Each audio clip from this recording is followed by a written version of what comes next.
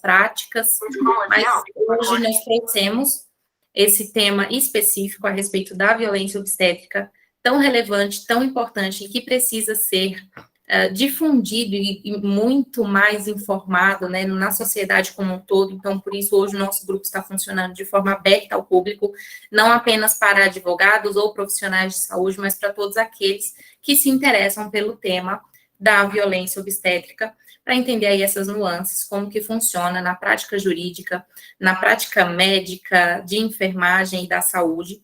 E é com muita honra que nós, da Comissão de Direito Médico, da UAB de São Bernardo do Campo, recebemos a doutora Francesca Avanza, advogada especialista em violência obstétrica.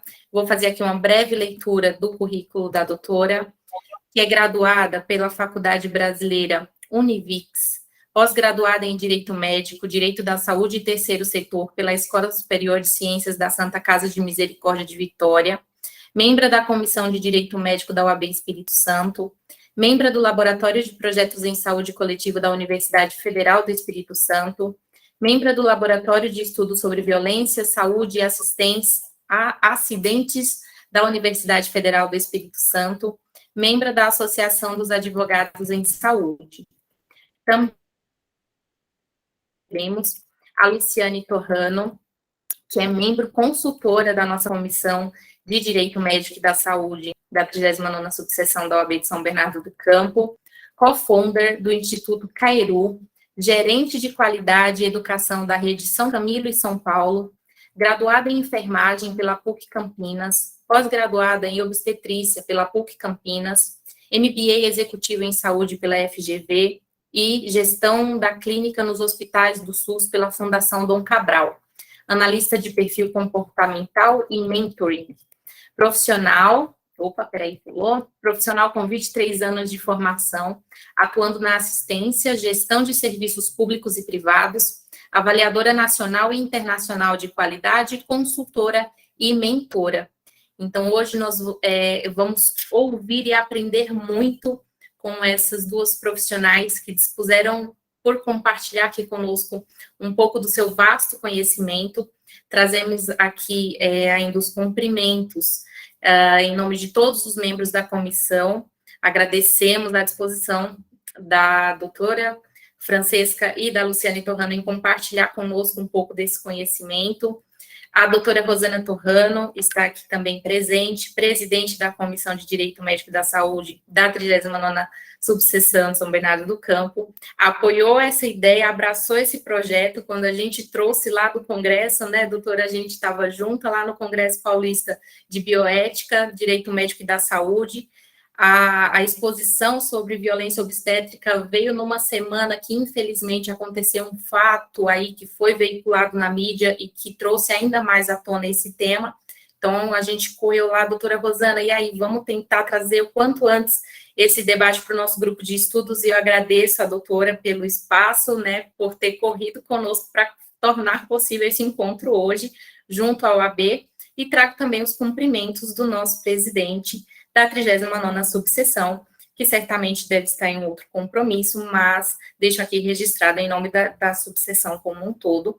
E vamos ouvir as palestrantes da noite, né? Não vou me estender. A doutora Rosana tem algo a falar, gostaria de ter a palavra nesse momento. Só agradecer, eu tenho que abaixar aqui, é que eu estou com um probleminha. Já vou, peraí.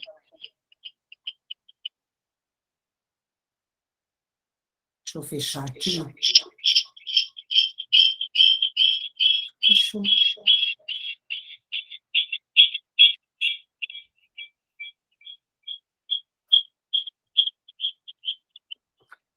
Boa noite a todos.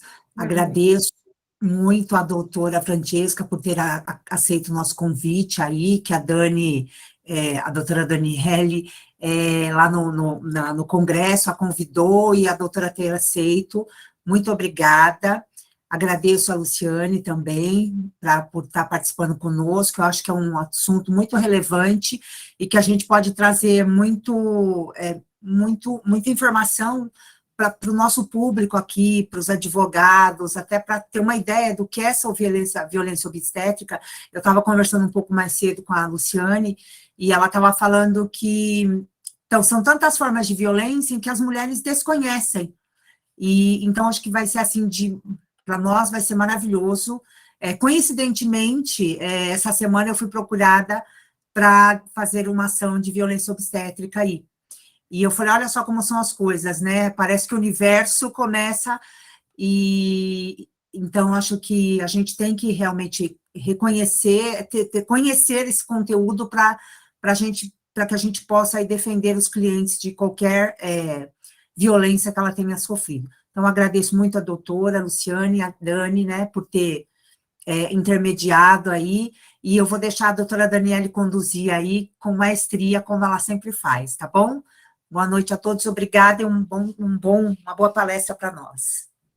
Bom, Gratidão. obrigada, doutora. Bom, para conduzir o nosso grupo de estudos hoje, a gente gostaria de deixar as palestrantes à vontade, inclusive para interrelacionarem aí o debate, se quiserem dialogar uma com a outra, sintam-se à vontade como preferirem, né, como for melhor para vocês essa condução da apresentação. Como a gente não está exatamente numa palestra, com uma única palestrante, enfim, fiquem à vontade para, de forma bem informal mesmo, poderem conduzir da forma que for melhor para vocês, tá bom? Então, a doutora Francesca, se quiser iniciar, ou a doutora Luciane, fiquem à vontade e a gente vai conduzindo aí o nosso estudo de hoje.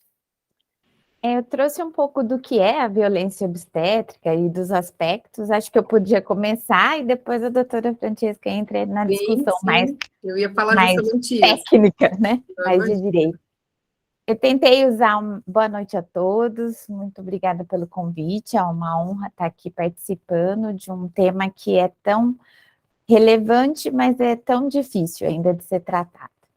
Então, eu trouxe as violências obstétricas que a gente vê mais, até para que todos conheçam, porque a gente percebe que nem as mulheres conhecem, elas acham que é normal, muitas violências que elas sofrem. Busquei trazer uma linguagem não técnica, mas se eu falar alguma coisa técnica, vocês podem me interromper para eu explicar melhor do que se trata, e aí depois a gente faz a discussão. Pode ser assim, doutora? Então, tá bom. Pode sim, pode sim. Fique à vontade.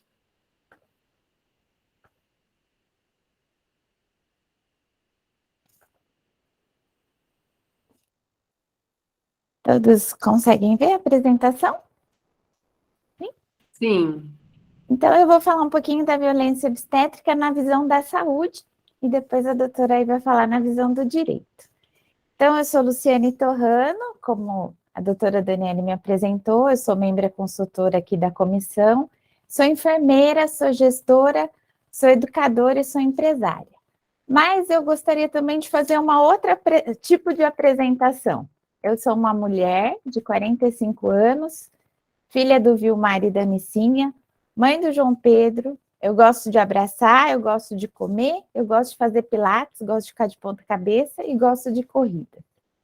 Por que eu estou fazendo esse outro tipo de apresentação? Porque todo paciente, antes de tudo, ele é uma pessoa.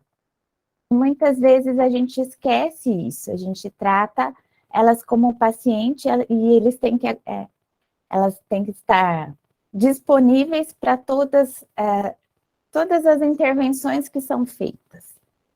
Então, todo paciente é uma pessoa, toda história clínica tem uma história de vida e todo tratamento tem um cuidado relacionado. E cada ser humano é único. Então, o que para mim, eu disse que muita gente não reconhece a violência obstétrica porque eles acham que é normal, porque a mãe foi assim, o parto, a filha foi assim, a tia foi assim, então o parto precisa ser doloroso, o parto precisa ter sofrimento, porque senão o neném não nasce. Então, tem toda uma história de vida que a gente precisa cuidar e cuidar das pessoas. Então, a Luciane também é uma pessoa, antes de ser uma profissional, E a gente estava conversando um pouquinho antes que as enfermeiras obstétricas, elas prezam muito por cuidar das pessoas, né? Cuidar da gestante, da parturiente, da puérpera e cuidar do recém-nascido. Então, a gente vai conversar um pouquinho sobre isso. Quando a gente fala em violência obstétrica, então, segundo a Organização Mundial da Saúde, é a apropriação do corpo da mulher e dos processos reprodutivos por profissionais da saúde. E aqui pode ser tanto médico, quanto enfermeiro, quanto técnico de enfermagem. Na forma de um tratamento desumanizado, medicação abusiva ou patologização dos processos naturais, reduzindo a autonomia da paciente e a capacidade de tomar suas próprias decisões livremente sobre o seu corpo e sua sexualidade, o que tem consequências negativas em sua qualidade de vida. Então, aqui eu vou mostrar alguns desses abusos, né, alguns desses tratamentos desumanizados e qual que é o impacto disso depois na vida da mulher. Essa pesquisa de mulheres brasileiras e gênero nos espaços públicos mostrou que 1 a cada 4 mulheres sofre violência no parto. Então, esse número é bem grande, né? Não é tão incomum assim. E principalmente a violência que a gente vai falar verbal, né? Na hora de fazer estava bom, na hora de fazer você não gritou, o ano que vem você está aqui de novo, na hora de fazer você não chorou. São todas violências muito comuns, infelizmente, nos centros obstétricos. Então, de acordo com o levantamento Nascer no Brasil da Fiocruz, é um estudo recente, mostrou que 30% das mulheres atendidas em hospital privado sofrem violência obstétrica e essa taxa no SUS é de 45%. Então, tanto as pacientes do SUS quanto convênio ou mesmo particular também podem e sofrem violência obstétrica. A violência obstétrica, muita gente acha que é só no parto, mas não é só no parto, durante a gestação e pós-parto também.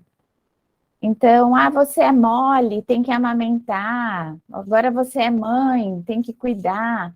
São todas violências que às vezes a mulher está fraca, ela sofreu no parto e também ela sofre violência no pós-parto e durante a gestação. Essa violência ela pode ser verbal ou física, né, com a adoção de intervenções aí e procedimentos desnecessários, sem evidência científica. Então, violência obstétrica é também eles inventarem coisas que não têm evidência científica, então não dá para testar nas pacientes. Para isso existe pesquisa clínica, para isso tem todo um rigor, então a gente não pode colocar as pessoas vulneráveis. A gente fala de 13 violências, então eu vou começar a explicar cada uma delas, e aí eu estou à disposição se vocês quiserem me interromper ou perguntar no final. Então, a violência mais comum, infelizmente, é a violência emocional. Então, as pacientes são xingadas, humilhadas, têm comentários constrangedores em razão da cor, da raça, da etnia, da religião, da orientação sexual, da idade, da classe social ou do número de filhos. São exemplos, então, como eu disse, na hora de fazer estava bom, você está chorando, mas o ano que vem você está aqui. Eu, preparando o material, me lembrei uma vez eu cheguei no plantão, tinha uma parturiente, né, que está em trabalho de parto de 14 anos. E ela estava chorando muito. E eu fui lá, olha, por que você está chorando? Ela falou assim, minha mãe falou que para essa criança nascer, eu ia sofrer muito. E eu estou vendo todo mundo aí gritando, sofrendo, e comigo não está acontecendo nada, então essa criança nunca vai sair. E aí eu falei, não, daqui a pouco eu vou te examinar, e quando eu examinei, o neném já estava nascendo, e ela não tinha dor. Então, isso vem da família. O jeito da mãe pressionar uma adolescente você vai ver quanto dói ter filho, e aí você não vai querer mais. Então, ela via todo mundo gritar, ela achava que ela tinha que gritar também. Esse é um exemplo de uma que estava quieta e que se a gente não ouvir a paciente, a gente ia nascer lá no pré-parto, ninguém nem ia notar. Ou as pacientes que choram mais, que queixam mais, e aí elas são deixadas de lado, elas são colocadas em box separado, para não atrapalhar todo mundo, mas na verdade elas estão sendo excluídas ali do pré-parto. Outra discussão boa na saúde é proibir acompanhante. Os hospitais inventam de tudo, que não cabe na sala, que o acompanhante vai dar trabalho, que o acompanhante vai desmaiar, mas é um direito ter acompanhante, é uma lei desde 2005. Então, desde a gestação até o puerpério, toda mulher tem direito de ficar com o acompanhante. Esse direito violado também é uma violência. E aí, por isso que nem todos sabem disso. O hospital fala, é que aqui os quartos são pequenos, não pode ficar acompanhante.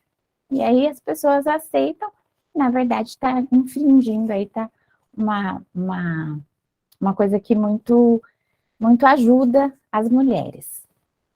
Eu queria frisar também que a escolha é acompanhada por uma pessoa de sua escolha. Muitos hospitais restringem a marido, restringem a companheiro, e às vezes a pessoa que ela quer no parto é uma amiga, é uma prima, é a mãe dela, e ela tem direito de escolher a pessoa que ela quiser.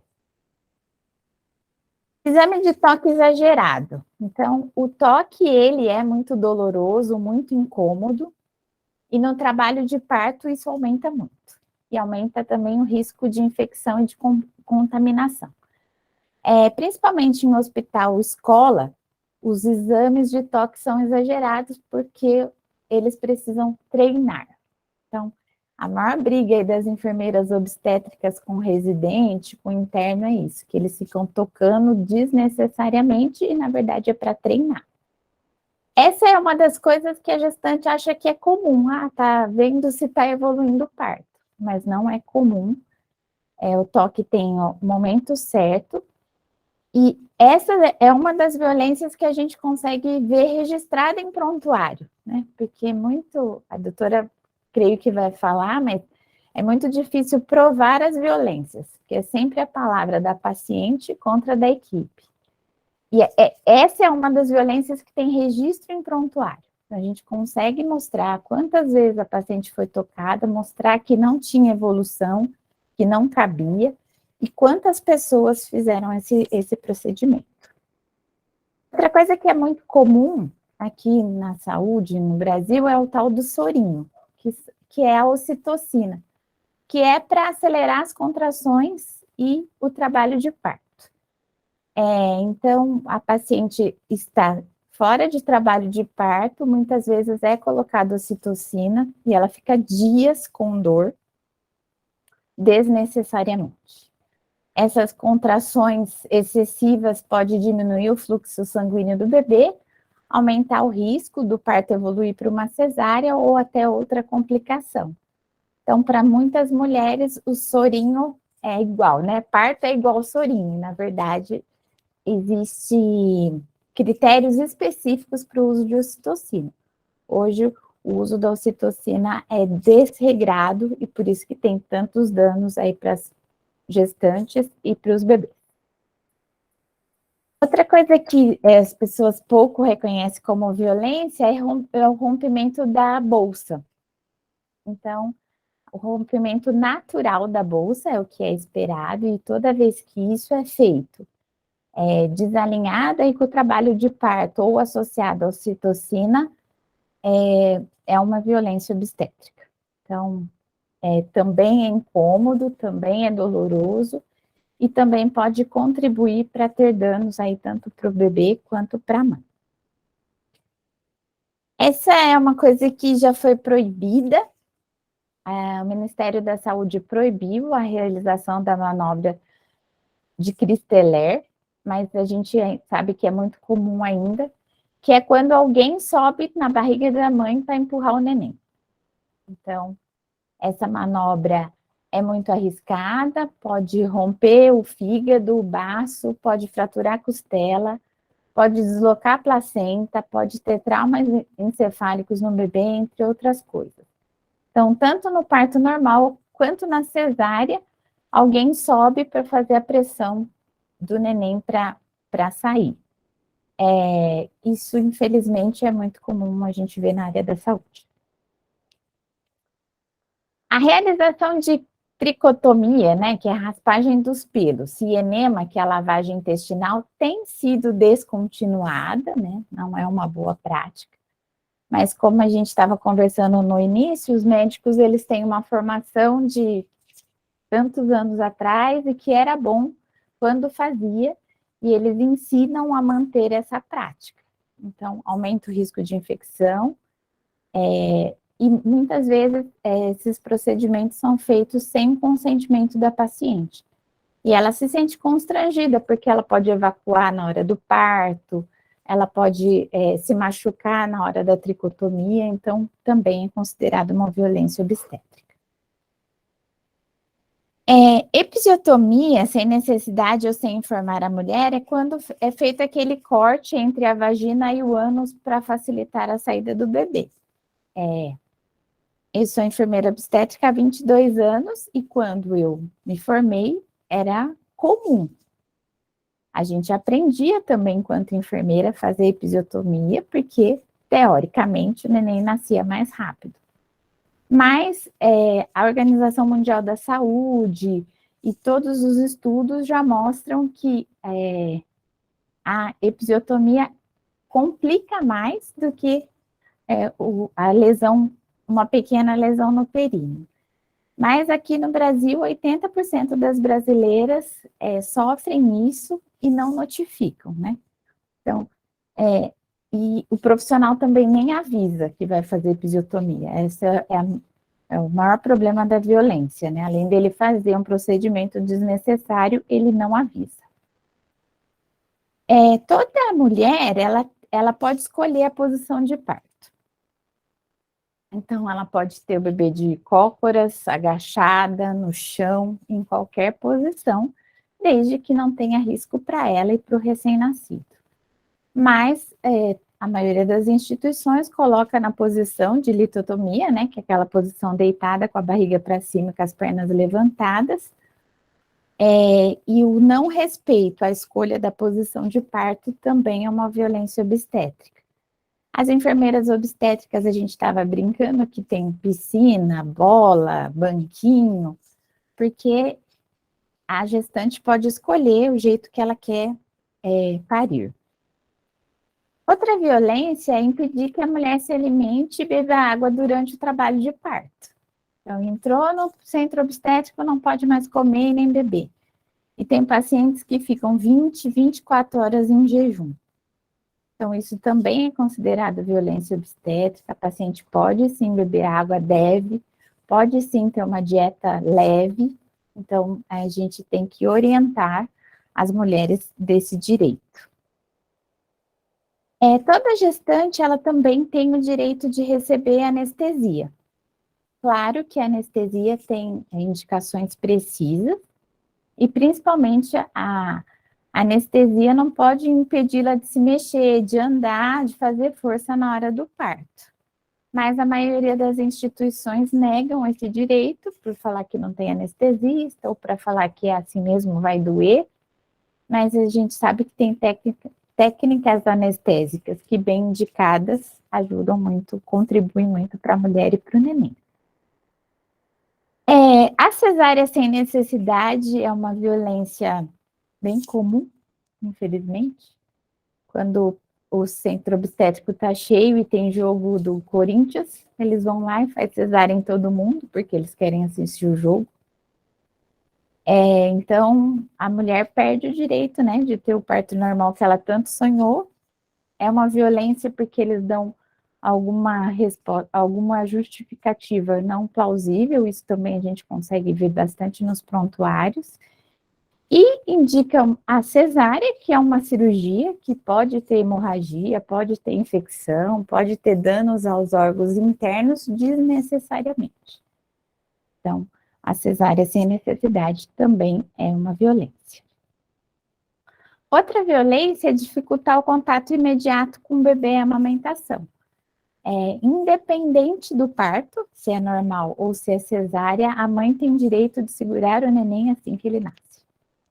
o contato pele a pele é muito importante para esse vínculo e muitos hospitais dão N desculpas. O pediatra não pode esperar, tem que pesar, tem que fazer medicação, e acaba tirando esse momento da gestante, do bebê, de ter essa interação pele a pele, que é muito importante aí na construção e manutenção do vínculo. Então, olha quantas violências podem acontecer, muitas das pessoas acham que é normal, porque a gente acabou deixando patológico o parto normal, a gente acabou colocando muitas intervenções. Da gestação até o parto, a mulher passa por grandes alterações físicas, hormonais e psíquicas, que favorece a sua vulnerabilidade emocional e os possíveis transtornos psiquiátricos. Mas, ao sofrer qualquer dessas violências obstétricas, esse quadro pode ser potencializado, aumenta as chances de depressão pós-parto, de disfunção sexual, de transtorno de estresse pós-traumático, de alteração na autoimagem corporal. Então, foi só um parto ruim, doeu, mas passou. Não. Qualquer uma dessas violências pode ter impacto para o resto da vida dela. Então, ela poder falar que isso aconteceu e ela poder ser defendida é sempre o que a gente espera. Como eu disse, uma a cada 4 mulheres já ouviu dos profissionais frase como essa: não chora, ano que vem você está aqui de novo. Se gritar faz mal para o neném, ele vai ficar surdo. Na hora de fazer não chorou, não chamou sua mãe. Se gritar, eu paro e não vou te atender. Então, a gente, enquanto enfermagem obstétrica, sempre incentiva as denúncias, né? A primeira denúncia na ouvidoria do hospital, mas pode ser denunciado no Ministério Público, na Defensoria Pública da região, na Secretaria de Saúde, na ANS, para quem tem convênio, né, que é a Agência Nacional de Saúde Suplementar, nos conselhos de classe, tanto o da enfermagem, que é o COREM, quanto o médico, que é o CRM, e as ações na justiça, aí que a doutora vai poder contribuir mais com vocês.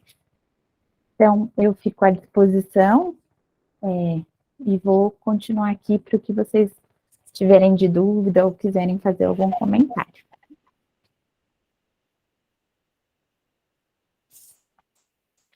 Obrigada, Luciane. Estava até ansiosa para ver você apresentando. E antes de iniciarmos, eu tinha dito, né, como eu gosto das enfermeiras obstetras, né, o nosso trabalho na advocacia dentro desse tema seria impossível, né, na violência obstétrica, se não houvesse os enfermeiros obstetras. Foi necessária a atuação de enfermeiros obstetras em quase todas as ações que eu atuei na questão de violência obstétrica. E justamente por isso, eu vou refrisar, para quem não ouviu, é que os enfermeiros obstetras, não só os obstetras, mas os enfermeiros em si, eles parece que eles aprendem desde a academia, desde o início dos seus estudos, a se focarem no doente e não na doença. E isso faz realmente toda a diferença para a humanização do atendimento em si, né? Deixa eu abrir aqui minha apresentação.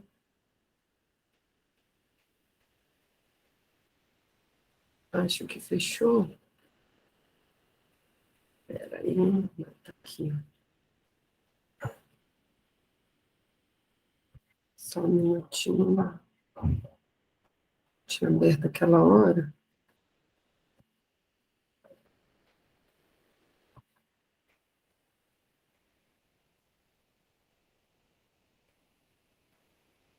Agora eu não estou conseguindo. Peraí. Tá aqui. Todo mundo consegue ver? Vocês estão conseguindo visualizar? Se alguém puder me responder se está conseguindo visualizar. Estamos sim. Agora sim. Porque eu não consigo visualizar vocês. Só não está em forma de apresentação. Não está? Não. Para mim está aparecendo como se tivesse em forma de apresentação. Para a gente está no PowerPoint. Sem apresentação. Deixa eu ver aqui. Eu não vou saber. Para mim tá Mas vocês conseguem ver quando eu passo? Sim, sim. Passam Sim. para a gente ver. Passei um já. Passou. Deixa eu ver. Não. Não tá Não passando. passou. Ó, passei outro. Não.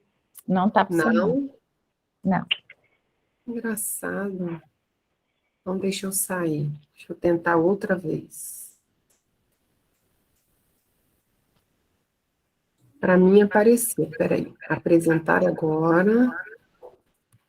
Qualquer coisa, se a doutora quiser mandar, eu vou passando daqui. Se não E eu conseguir. mando para você como? Pode Ah, enviar pelo WhatsApp. Dani, Ou, Peraí. a doutora está no WhatsApp da Dani, né? Tô. qualquer Manda coisa, pro a doutora WhatsApp pode dela, enviar no ela meu manda pro WhatsApp e meu. eu compartilho aqui. Então, eu acho que eu vou fazer isso. Peraí, deixa eu Tá. tentar mais uma vez. Deixa eu ver se eu for de tela inteira, se vai. Não, não está nem aparecendo aqui, peraí. E ele está aberto aqui, peraí. Só um minuto.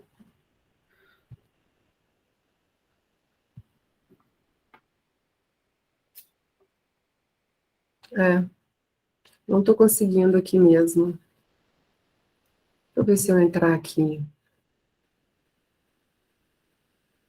Eu acho que eu vou ter que fechar ele no meu computador, né? Ou será que eu deixo ele aberto? Aqui, para nós, não aparece. Se Entendi. quiser deixar aberto para acompanhar, não tem problema. Não, mas seria muito interessante, enriquecedor para todo mundo conseguir assistir, sabe? Mas aí, se você não estiver conseguindo compartilhar por aí, você Ah. pode mandar que a gente compartilhe a tela e só vai avançando para ver se consegue, né, fazer essa apresentação, compartilhando com todo mundo. Então, deixa eu ver se eu te mando isso aqui agora pelo WhatsApp. Espera aí Tá. um instante.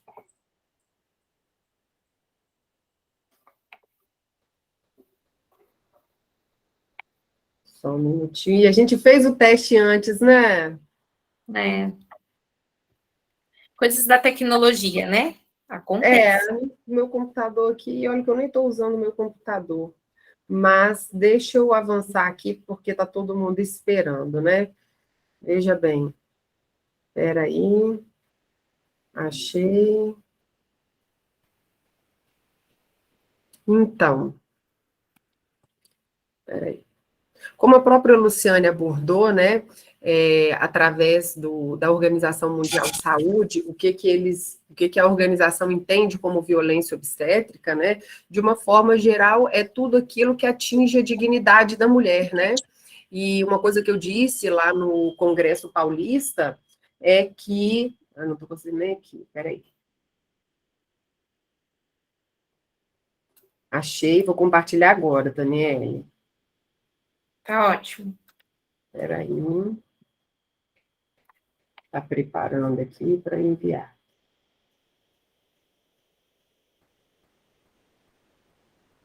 Dani, você me dá um oi aí para eu te achar aqui, que é tanta mensagem, espera aí. Vou mandar. Achei, enviei, está no seu WhatsApp. Legal. Já Aí. vou esperar chegar Então. aqui para. Ok, mas vamos lá. Então, atinge a dignidade da mulher. E aí, uma das coisas que eu abordei lá no Congresso Paulista, e que é muito importante que as pessoas tenham ciência, é o seguinte: existe uma movimentação contra o termo violência obstétrica. E eu acho que o conceito do termo violência obstétrica, ele nunca pode ser restrito, ele tem que realmente ser amplo, porque diversas violências podem acontecer, né? E como ela bem abordou, por exemplo, o que as pessoas não compreendem é que às vezes acham que violência é só no sentido estrito de violência, ou física, ou verbal, né? Porque quando a Luciane trouxe sobre a violência emocional, quando a gente vai trazer isso para o direito, é a violência verbal, né? E aí você pode classificar como injúria, difamação, né? Você classifica isso dentro do Código Penal para você responsabilizar a pessoa que praticou aquele ato, né? Só que existem diversas outras violências. E o mais importante de tudo, dentro da violência obstétrica, é que existem, por exemplo, eu já vou para o caso polêmico do anestesista. O que ele fez, né? Foi uma tipificação legal prevista no Código Penal, foi estupro de vulnerável, ela não podia reagir, foi ato libidinoso, foi também outro artigo previsto no Código Penal, expor outra pessoa a perigo, ele expôs 2 outras pessoas a perigo, que foi tanto a gestante quanto o bebê, ao aumentar a dose da medicação, ele expôs aquelas pessoas a perigo, e isso tem uma tipificação legal prevista no Código Penal. Então, ali, pelo menos 4 crimes diferentes ele cometeu. Mas veja bem, aí as pessoas ligam, nossa, aquilo realmente foi uma violência, né? E por que chamar de violência obstétrica? Porque foi no ato do parto. Então, toda violência cometida do momento da concepção até o momento do puerpério, quando termina o puerpério da mulher. Então, existe um período após a mulher parir, que ela está no período de puerpério, a ciência já comprovou que ela ainda continua correndo risco de vida, porque a gestação também coloca a vida da mulher em risco. E o que acontece? Durante o puerpério também podem ser cometidas violências, que é o prazo mais ou menos de 45 dias após a mulher ter o neném, né? Então, e outra coisa, a gente vê a classe médica lutando muito, principalmente os obstetras, contra esse nome, violência obstétrica. Mas ela quer se referir a este período e a qualquer pessoa que atenda a gestante durante esse período, do momento da concepção até o término do seu puerpério, pode cometer violência obstétrica. Veja bem, por exemplo, uma médica do posto de saúde onde ela é atendida, da unidade de saúde onde ela é atendida, se ela deixa de requisitar algum tipo de exame que poderia comprovar, que seja necessário, que poderia comprovar alguma doença, e que ela não peça aquele exame, no futuro se comprove que a criança teve complicação, ou que a mãe teve complicação, e que através do exame tal poderia ter sido evitado. Violência obstétrica. Isso é violência obstétrica. Negar informação, não requisitar todos os exames, é violência obstétrica. Então, veja bem, pode ser cometido por qualquer profissional da área de saúde ou não precisa ser da área de saúde para cometer violência obstétrica, pode ser do administrativo. A mulher pode ser maltratada na entrada do hospital. Agora, a grande questão realmente que a gente tem que se atentar é que existem atos médicos em si que realmente configuram violência obstétrica. Quando eu fui falar sobre violência obstétrica em fevereiro desse ano, na Assembleia Legislativa aqui do Estado do Espírito Santo, um médico me mandou um WhatsApp e falou assim, você vai falar de novo que episiotomia é violência obstétrica, porque isso sempre foi cultural no nosso meio, porque a gente aprendeu assim na academia, na escola de medicina. Veja bem, a grande questão é que para o parto ser humanizado, não é só a questão da bola, é o respeito da dignidade da mulher. E o respeito à dignidade da mulher está estritamente ligado às boas práticas médicas atuais. Porque o Código de Ética Médica, no artigo 14, 22, na minha apresentação vai ter, pode andar um pouquinho para frente. Esse conceito supralegal que eu apresento aí, é o conceito que os tribunais, em tese, acatam hoje. Eles entendem que violência obstétrica seria isso aí, violência praticada contra a mulher e o recém-nascido, na verdade, isso é que o tribunal entende, porque para mim, quando a violência contra o recém-nascido é violência neonatal, né? E caracteriza-se pela apropriação do corpo e processo reprodutivo das mulheres, pelos profissionais de saúde. A Luciane trouxe esse conceito para a gente. Se quiser avançar, Daniele, por gentileza. O que a Organização Mundial de Saúde, ela trouxe, pode avançar mais uma. Abordagem jurídica. Então, mas veja bem, eu vou voltar ao que eu estava dizendo. Existem atos médicos que são violência obstétrica, porque, veja bem, muitos médicos entendem hoje o seguinte, a episiotomia não é violência obstétrica, eu aprendi a fazer isso, eu fui ensinada a fazer isso, sempre foi feito isso, e hoje em dia é feito isso. Por exemplo, nos hospitais da Grande Vitória, existe hoje uma política de diminuir a quantidade de episiotomia. Agora eu vou explicar por que é violência obstétrica. Porque existem hoje estudos científicos, medicina baseada em evidências, estudos randomizados, você pega uma quantidade de mulheres, eu vou dar um exemplo aqui, tá? 30 mil mulheres. Para que episiotomia serve? Hoje a ciência já comprovou que a episiotomia só traz malefícios para o corpo da mulher. A ciência comprovou. Então, se você pratica a episiotomia, você cometeu violência obstétrica, porque o Código de Ética Médica obriga o médico ao princípio da não maleficência ao paciente. Ele está obrigado a isso através do Código de Ética Médica. Então, se ele comete um ato que só vai trazer malefício, ele descumpriu o código dele, isso é violência obstétrica. Veja bem, antes a gente, enquanto advogado, em ações anteriores, a gente falava o seguinte, olha, eu disse isso até no Congresso Paulista de Bioética. A episiotomia, primeira coisa, qualquer ato médico, ele é obrigado, o médico, através do Código de Ética Médica, a esclarecer.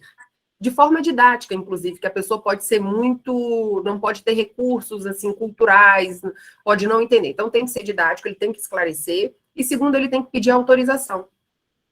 Ele tem que pedir autorização da paciente para todo e qualquer ato que não seja para salvar a vida. Isso está no Código Civil, no Código Penal, qualquer ato do médico que não seja para salvar a vida, ele precisa, primeiro, esclarecer, segundo, pedir autorização. Então, lá em 2015, quando a gente fez a primeira audiência pública sobre violência obstétrica aqui no estado do Espírito Santo, eu não me apresentei, me desculpa, no início, estava preocupado com a apresentação, né, dos slides. Os 5 primeiros anos da minha advocacia, eu fui advogada criminalista.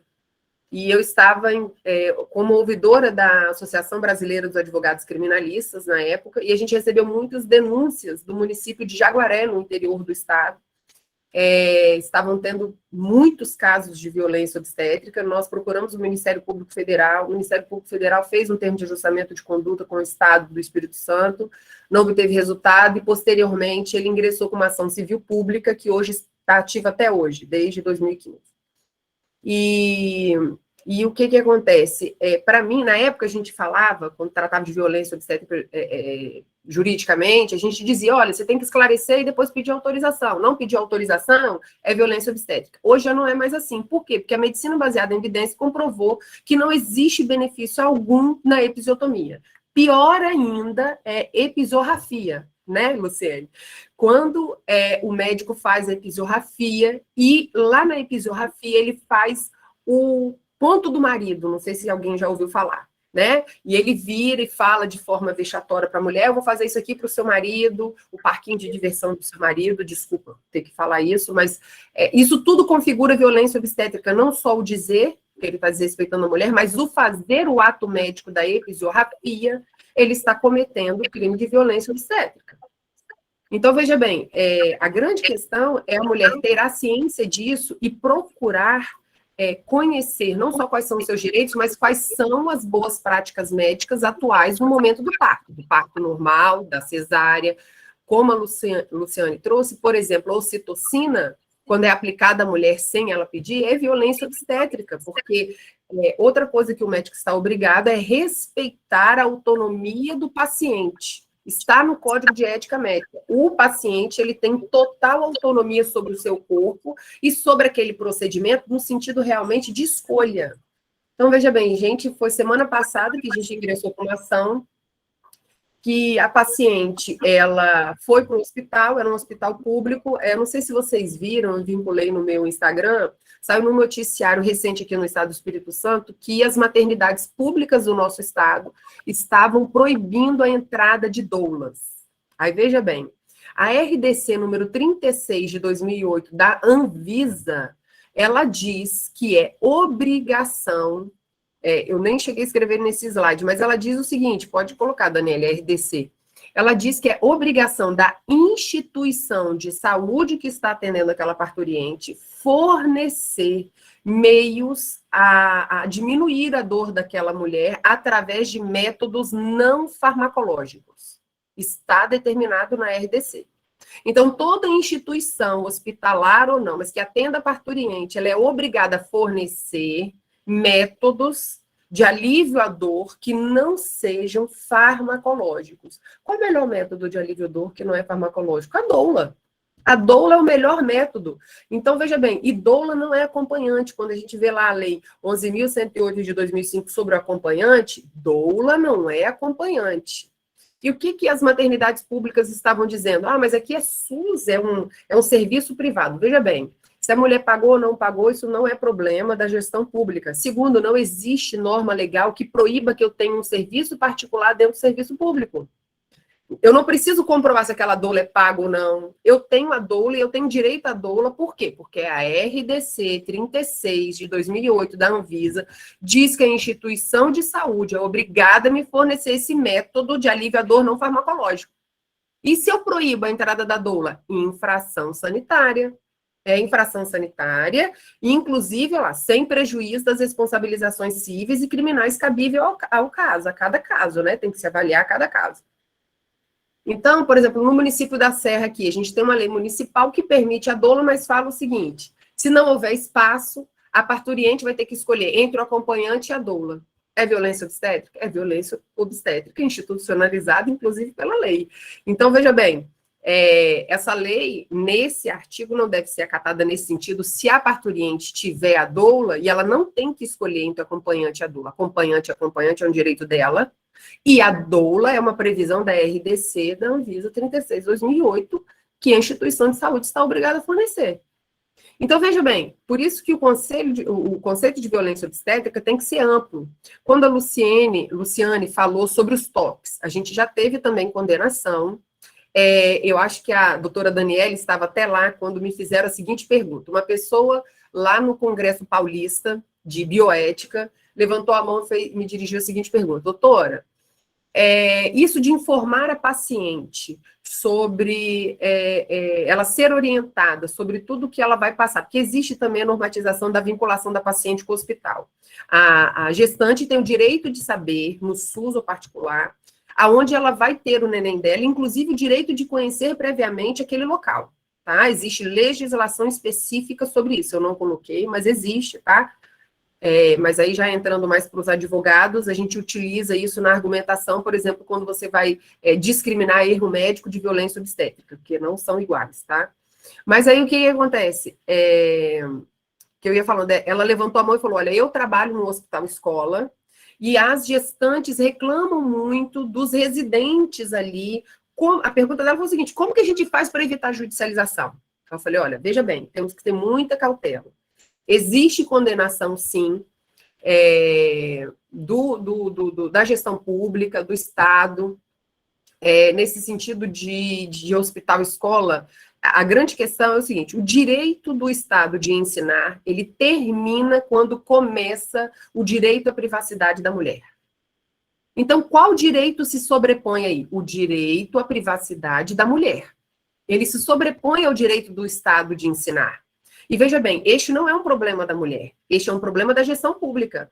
Ela que encontre uma solução. Eu até sugeri no dia uma solução, porque eu também já fui coordenadora do controle interno da Secretaria Municipal de Saúde de Vila Velha por 4 anos. Então, eu trabalhei na gestão pública e eu sei como que funciona, existem soluções para isso, né? Mas você não evita a judicialização dizendo, aqui é um hospital-escola, você tem que aceitar, você tem que se adequar, e se você não quiser, você procura outro hospital. Não. Primeiro, que você dizer para a mulher que ela tem que peregrinar, peregrinação, obrigar a mulher a fazer peregrinação é violência obstétrica, tá? Então, se ela chega no hospital público, é um hospital-escola, juridicamente, o que ela tem que fazer? Olha, eu estou constrangida, eu não quero essa quantidade de residentes. E aí o médico pode falar assim, não, mas aqui é um hospital-escola, tem que ter pelo menos 1 ou 2 residentes, você tem que aceitar. Não, ela não tem que aceitar. Ela não tem que aceitar. Se judicializar, vai perder. Por quê? Porque um direito se sobrepõe ao outro. Qual é o direito mais importante? O direito da dignidade da pessoa humana. O que vale mais? Ensinar ou respeitar a privacidade daquela mulher? E se fosse uma garota de 14 anos? Você imagina o dano psicológico. Por isso, em todas as minhas ações, o primeiro pedido que eu faço é que ela tenha acesso garantido o direito de ser fornecido um acompanhamento psicológico dela. É o primeiro. A minha liminar sempre é assim e normalmente é deferida, tá?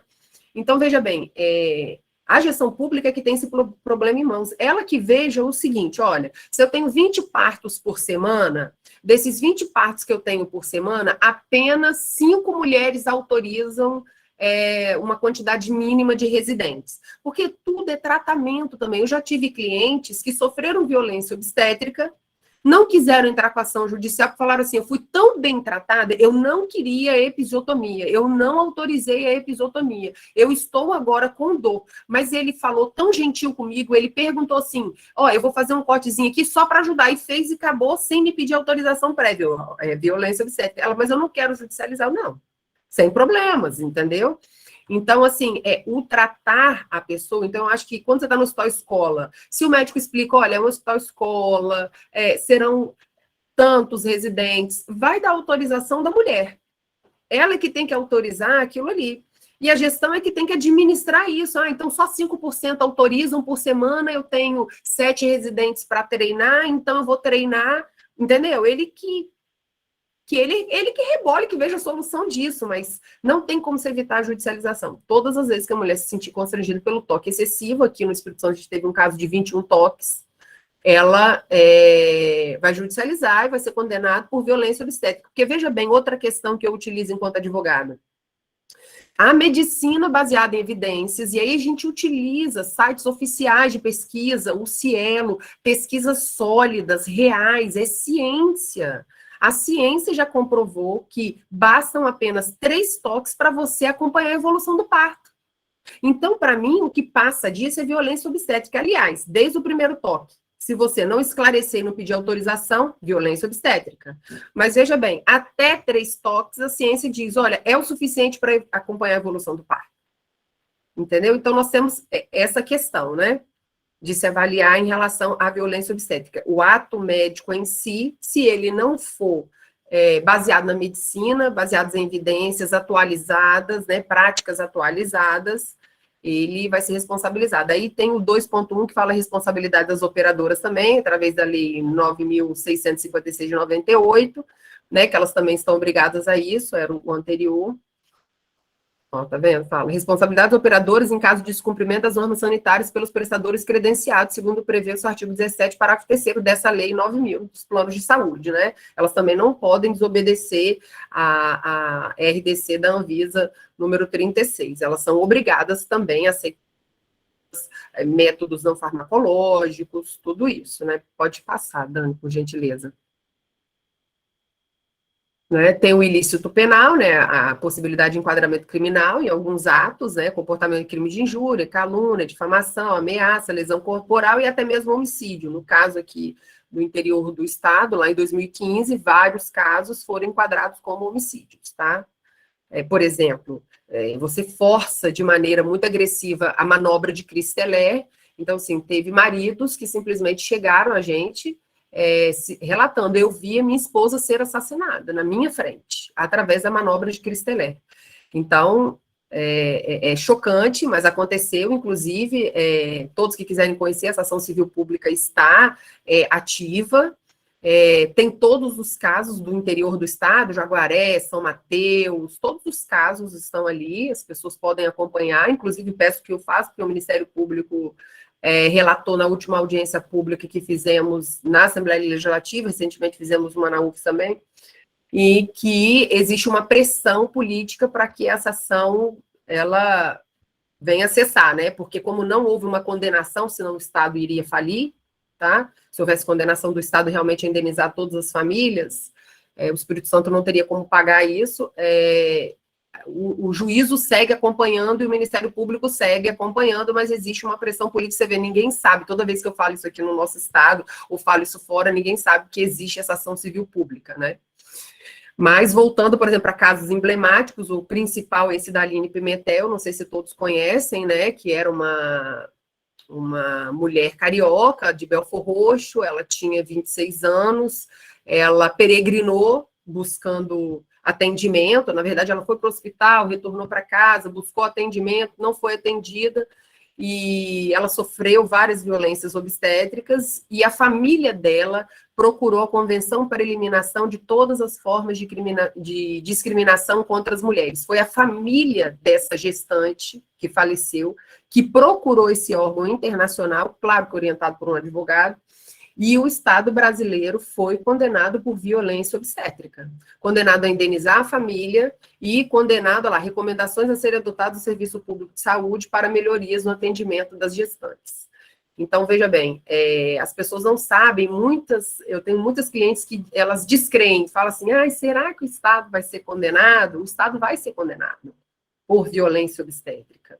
E essa pressão política que a gente sofre, eu não sei também se vocês viram recentemente, assim, veja, o intuito dos advogados, inclusive, não é criminalizar o ato médico. Qual é o grande objetivo quando a gente ensina, quando a gente instrui, quando a gente judicializa?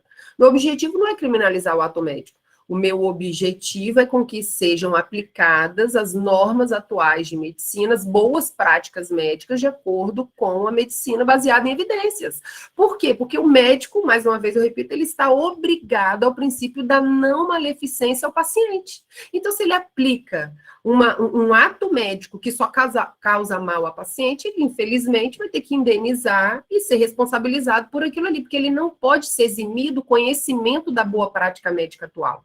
Ele não pode se eximir desse conhecimento. Então, e justamente por isso, que é muito importante a atuação da enfermagem obstétrica e das doulas. Porque, como eu disse no início, e antes da gente começar essa reunião, estava falando com o Luciane, não só os enfermeiros como as doulas, eles são estritamente ligados às boas práticas médicas. Então, existem hoje protocolos, recomendações para diminuir a quantidade de cesáreas. Veja bem, isso não é um movimento ideológico, isso é medicina baseada em evidências. Então, a medicina baseada em evidência já comprovou que o parto normal traz muito mais benefício à mulher do que uma cesárea. Então, não é um movimento ideológico, não é política, não é nada disso. Então, assim, a gente está voltado para a ciência, o que realmente é melhor para o corpo da mulher, para a autonomia da mulher, para o psicológico da mulher, né? Então, veja bem, porque como a Luciane tratou, que a mãe de uma adolescente de 14 anos falou, o parto vai ser sofrido. O parto realmente no Brasil hoje, e é cultural por isso, ele é muito sofrido, e não digo nem pela dor do organismo, é pela dor que ela sofre de todas as violências em cada local que ela passa ali. Veja bem, essa minha cliente que a gente protocolou a ação semana passada, eu nem concluí, ela tinha uma doula, né, e aí eles já quiseram limitar a entrada ali, a doula entrou. Enfim, era uma médica de plantão, olhou ela no início, largou ela sozinha, quando chegou o neném estava coroando, ela de cócoras, e a enfermeira obstetra da instituição de saúde falou, já estava com pano para pegar o bebê, a doutora está coroando, e ela virou e falou, deita, porque senão eu não vou te atender. E a enfermeira falou, não, mas eu já vou pegar o neném. Ela falou assim, não, você não vai pegar, você vai deixar essa criança cair, e eu não vou atendê-la, ela tem que deitar, na posição lá na maca. Ela, com medo, deitou e teve laceração de 3º grau. Aí, veja bem, outra questão que eu preciso abordar é como é importante esse tipo de encontro, a abordagem, a discussão, e o tempo todo a gente movimentar essa questão da violência obstétrica, porque teve casos, por exemplo, que quando a gente judicializou, que, por exemplo, a mulher teve um neném, foi para o hospital, eu acho que eu disse até isso no Congresso Paulista, né? Ele estava no corredor, ficou na maca, como a Luciane trouxe, tem mulheres que não sentem dor, mas no caso dela, ela sentiu dor, ela não foi atendida, ela não recebeu o menor atendimento para alívio da dor e ela pariu na maca. Existem vários casos disso, mas acontece quando você chega na audiência, o juiz vira para você e fala assim, doutora, como é que tá o neném? Tá bem? Aí você fala, tá bem o neném. E como é que tá a mãe? Tá bem? Tá bem a mãe. Qual foi o dano? Qual foi a violência? Qual o nexo de causalidade entre o que aconteceu e a ação do hospital e do médico, sendo que nem teve atendimento de médico e enfermeiro? Se eu ouvi isso da boca do juiz, dá vontade de falar assim, excelência, o senhor já definiu qual lado que o senhor está, vamos encerrar, se dê por impedido. Ou falar, não é a mãe do senhor, né? Então, qual foi o dano? Então, veja bem, você engole, porque você tem um comportamento a seguir, né, o nosso código de ética da advocacia, mas você ouve isso do judiciário e você vê que está arraigado nele uma cultura de que o parto é dolorido. Veja bem, uma mulher fica ali horas a fio, sentindo dor, não tem qualquer atendimento, ela tem um neném sozinha. Agora, qual foi a sorte do caso? Que isso foi relatado, como a Luciane trouxe. Eu amo quem escreve o prontuário médico. E colocou no prontuário que quando chegou, ela já tinha parido a criança, sozinha. Então, veja bem, aí você se sente até, às vezes, você pensa assim, eu devo estar muito, assim, louca para o juiz me perguntar qual foi o dano, porque para ele o neném está bem, a mãe está bem, qual o nexo de causalidade? Porque você tem que, por isso que é importante para o advogado, especialista em direito médico, direito da saúde, ele estudar bastante sobre violência obstétrica, porque se ele focar só no erro médico, ele vai estar preso a comprovar dano, nexo de causalidade, negligência, imprudência e imperícia. E nessa ele perde. Nós tivemos recente um caso aqui, no Espírito Santo, que uma mulher, ela engravidou, foi nas trompas, precisou retirar, o médico retirou a trompa errada. A sentença condenou em 17 mil reais. Veja bem, não foi pedido na ação, não estou criticando o trabalho do colega, mas precisa ter atenção. Não foi pedido atendimento psicológico em primeiro lugar. Não foi pedido o atendimento da fertilização in vitro ou qualquer tipo de fertilização daquela mulher, porque ela é desejosa de ser mãe. 17 mil reais não dá nem para o início do atendimento de você querer qualquer tipo de fertilização. Mas na ação focou-se no erro médico. Quando você foca no erro médico, você tem que comprovar a culpa, né, o dolo, o dano, nexo de causalidade, e nisso você perde. Porque você precisa tratar na ação judicial da violência obstétrica em si, do desrespeito aos direitos humanos daquela mulher, do desrespeito à dignidade daquela mulher, como que ela está se sentindo agora ultrajada sem poder ser mãe, e sem recurso, inclusive, para poder ser mãe nesse momento. Entendeu? Então, todas essas questões precisam ser abordadas dentro do direito, para que seja garantida àquela mulher uma indenização adequada e que ela merece, que ela faz jus, inclusive, pelo dano que ela teve. Né? Então, é muito importante isso. Essa abordagem, não só existe uma farta legislação para você abordar a violência obstétrica, inclusive internacional. Existem muitas portarias do Ministério da Saúde, eu tenho um pouco de lamentação em relação à Rede Cegonha, quando a Luciane abordou, por exemplo, a manobra de Cristeler, quando foi lançada agora em abril a cartilha, né, da gestante,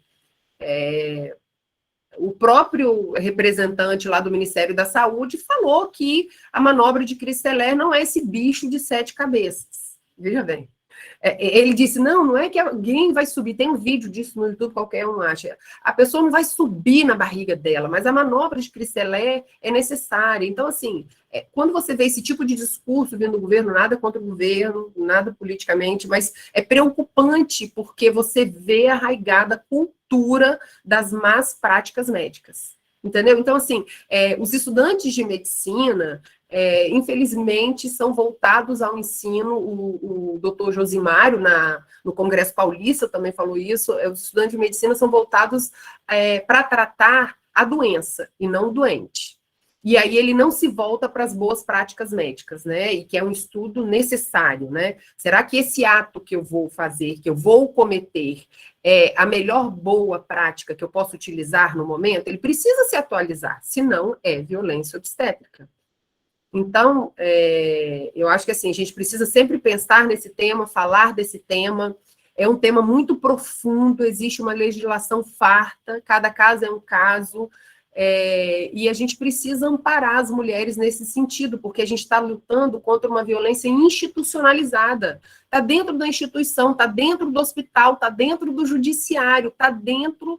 Eu não vou dizer que são homens, né? Porque às vezes juízas também não entendem muito, e existe aquele corporativismo médico. Eu já passei por situação de falar assim, nossa, mas você vai processar o médico e o hospital? Veja bem, o intuito não é processar o médico e o hospital, é tentar minimizar o dano que aquela mulher sofreu. Ninguém olha para a mulher, ninguém olha para o dano que a mulher sofreu, né?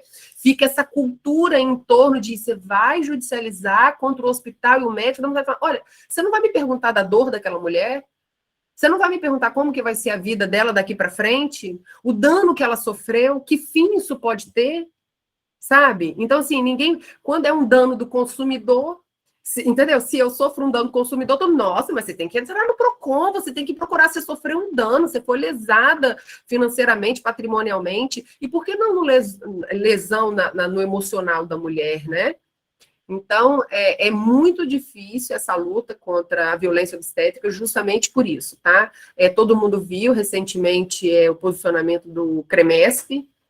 Ele fez uma denúncia contra uma advogada que faz o que eu faço, faz brilhantemente, ela ensina o que é violência obstétrica, ela judicializa na área de violência obstétrica, ela faz cursos na área de violência obstétrica. Veja bem, eles não foram contra a utilização do termo violência obstétrica, eles foram contra ela ensinar o que é violência obstétrica, que segundo o CREMESP, ela estaria incitando as mulheres a judicializarem contra os obstetras. Olha só, na apresentação da Luciane, no final ela coloca lá, ação judicial. Ela está ensinando como denunciar. Ela está instigando as mulheres a entrarem com a ação judicial. Veja bem, quando você esclarece o direito de alguém, o direito do consumidor, o direito do trabalho, né? Se um empregado doméstico sabe dos seus direitos do trabalho, você está instigando essa pessoa, enquanto advogado trabalhista, a judicializar? Quer dizer, se o advogado for tolhido de falar, de ensinar quais são os direitos, eu sinceramente não sei como que vai ser o país, ou a gente troca de profissão, né? E foi assim, justamente na semana que aconteceu aquele caso estarrecedor do anestesista, né? Então a gente não esperava isso, foi assim, uma grande surpresa, porque você não poder ensinar o que é violência, né? Quais são os direitos para prevenir a violência, é um grande absurdo, né? Assim, chocou bastante. Mas, pessoal, espero, assim, ter podido contribuir um pouco, é um assunto muito profundo, a gente tem questões jurídicas muito profundas, além disso que eu estou trazendo para abordar, principalmente essa questão da diferenciação do erro médico para a violência obstétrica, tá? Mas é muito importante fazer as mulheres conhecerem os seus direitos, saberem que existe a medicina baseada em evidência, saberem que os enfermeiros obstetras são necessários, as doulas são necessárias para que ela seja protegida, bem recebida, tenha um parto tranquilo, é direito dela, não importa se é público ou privado, ela tem direito à doula, ela não tem que escolher entre ambas, porque a doula não é acompanhante, né? E ela precisa se manifestar. Quando a Luciane falou sobre os gritos, né, que normalmente eles dizem assim, agora você está gritando na hora, né, você não gritou e tudo. A medicina baseada em evidência também já comprovou que a mulher, ao verbalizar, ela alivia a própria dor. Eu não estou dizendo de gritar, de grito desesperado, porque inclusive ela também tem direito a isso, se ela estiver realmente sentindo dor ou não. Quem é um terceiro de fora que ela para avaliar isso? Mas a medicina baseada em evidência já comprovou que a verbalização da mulher na hora do parto alivia a dor. Então, é extremamente importante a gente saber dessas questões e, principalmente, as gestantes, os advogados, estarem juntos com as enfermeiras obstetras, com as doulas, conhecendo a medicina baseada em evidências. A doutora Rosana falou que teve um caso agora que alguém a procurou, né? Eu indico a senhora, siga alguma doula no Instagram, procure conhecimento, elas são profundas conhecedoras da medicina baseada em evidências, entendeu? Do alívio à dor da mulher e do que é atual, lembrando sempre que a senhora vai abordar a questão do Código de Ética Médica, artigo 14, 22, 26, o médico está obrigado ao princípio da não maleficência, ao princípio das boas práticas médicas, que é tudo aquilo que a doula conhece que o médico não pratica e ela pratica. Por isso que ele não quer ela ali, e porque ela também é mais uma testemunha de violência obstétrica, que pode ser cometida não só pelos profissionais de saúde, mas pela instituição em si. Então, por exemplo, quando a Luciane abordou, porque diz, eu não vou te dar anestesia ou analgesia, porque não tem anestesista, não tem isso, não tem aquilo, a doula prontamente vai falar assim, opa, espera lá, entendeu? Então, assim, é mais uma pessoa atuando contra essa institucionalização. O que eu trago para vocês para finalizar é o seguinte, institucionalizado, eu digo que é como o racismo, como a violência doméstica. A lei recente de violência doméstica foi uma luta para as mulheres, para as políticas públicas, a gente fazer isso acontecer, não é verdade? E eu confesso que eu acho necessário a criminalização da violência obstétrica, e não com esse intuito, não é criminalizar o ato médico, é obrigá-lo a praticar as boas práticas médicas atuais, né? Através da medicina baseada em evidências. Então, eu espero, assim, ter podido contribuir, é um assunto que eu amo. Quando eu fiz o meu trabalho de conclusão de curso em 2015 na EMESCAN, quando eu fiz a pós em Direito Médico, foi sobre violência obstétrica. estudei sobre o assunto, depois eu fui para a gestão pública, fiquei lá 4 anos, mas eu estava intimamente ligada ali com o Hospital Maternidade de Vila Velha, e também trouxe que futuramente houve a condenação, por exemplo, em violência obstétrica de um anestesista, porque o contrato em Vila Velha, o anestesista, ele é obrigado a estar, eles ficavam de sobreaviso, né? Então, o obstetra não tinha controle sobre a chegada do anestesista, demorou, aquela criança teve sequelas, a mãe teve sequelas pela chegada do anestesista, e ele foi condenado por violência obstétrica. Então, pode ser qualquer profissional.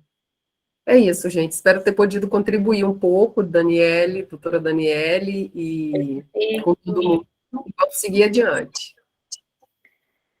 Gente, que aprendizado, né? Doutora Rosana, caso o seu microfone está fechado, tá? Mas pode abrir e fique à vontade, tem a palavra para fechar, nós só não te ouvimos. Consigo abrir aqui. Nossa, doutora, obrigada, Luciane, obrigada, gente, uma delícia. Quanto eu aprendi aqui agora. Deixa eu só abaixar aqui. Tem que tirar um.